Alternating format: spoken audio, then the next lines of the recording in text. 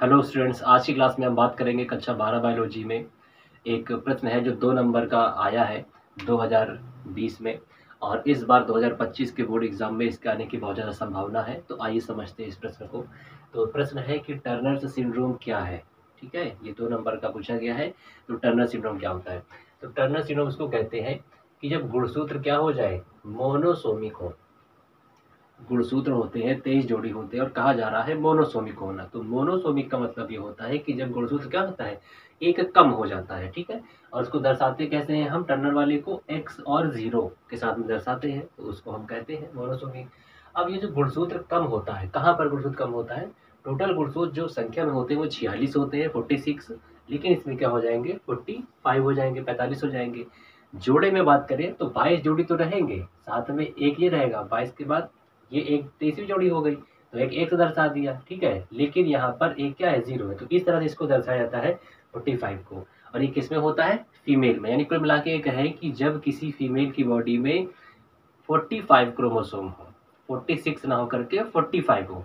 और कहाँ पर ये जो एक गुणसूत्र है क्या हो गया, कम हो गया। तो कहाँ पे कम हुआ है उसके लिए से समझिए कि ये जो आपको दिखाए गए हैं ये क्रोमोसोम है।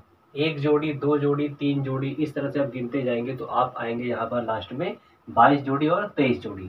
तो क्या होता है इसमें, 23वीं जोड़ी को जो गुणसूत्र होता है वहां पर सिर्फ एक ही गुणसूत्र मिलता है मादा में, फीमेल में। ठीक है, एक ही मिलता है। तो अब अगर इनको हम गिनो तो पूरी संख्या कितनी होगी, 45 होगी। तो यहाँ पर एक क्या है, मिसिंग होता है, इसीलिए इसको किससे दर्शा देते हैं, 0 से। तो टोटल संख्या कितनी हो गई, 45। तो इसी को कहा जाता है टर्नर सिंड्रोम। ठीक है, यानी गुणसूत्र की संख्या कम होना। अब ये जानते हैं कि ये जो गुणसूत्र कम हुआ है, ठीक है, तो इसकी वजह से क्या क्या बॉडी में चेंजेस आते हैं, लक्षण क्या होते हैं, आप जानेंगे कैसे किसी को देख करके कि ये इसको टर्नर सिंड्रोम है। तो ठीक है, तो इसमें क्या होगा, उसकी जो बॉडी होगी वो ठीक से डेवलप नहीं होगी। जो लड़की होगी उसकी बॉडी का विकास ठीक से नॉर्मल तरीके से नहीं होगा। ठीक है, उसके शारीरिक अंगों का विकास। साथ में वो कैसी होगी, वो इनफर्टाइल होगी, बाज होगी, यानी उसके संतान आगे जो है नहीं होगी। फिर करें उसके जो जननांग है, जो रिप्रोडक्टिव ऑर्गन है, वो ठीक से डेवलप नहीं होंगे। जिनमें बात करें जैसे किसकी, ओवरी की, अंडाशय की, तो वो छोटे होंगे, वो ठीक से डेवलप नहीं होंगे।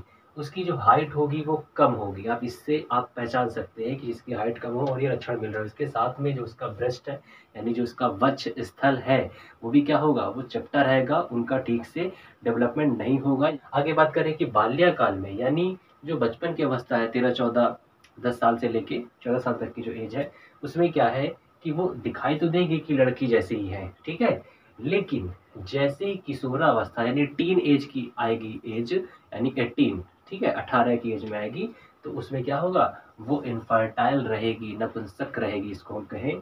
और जो भी बताया गया था कि इसमें अंडाशय क्या होते, डेवलप नहीं होते। तो ये सारे इसमें लक्षण है और इनको आप लिख करके 2 नंबर एग्जाम में पा सकते हैं। तो आई होप कि वीडियो आपको पसंद आया होगा।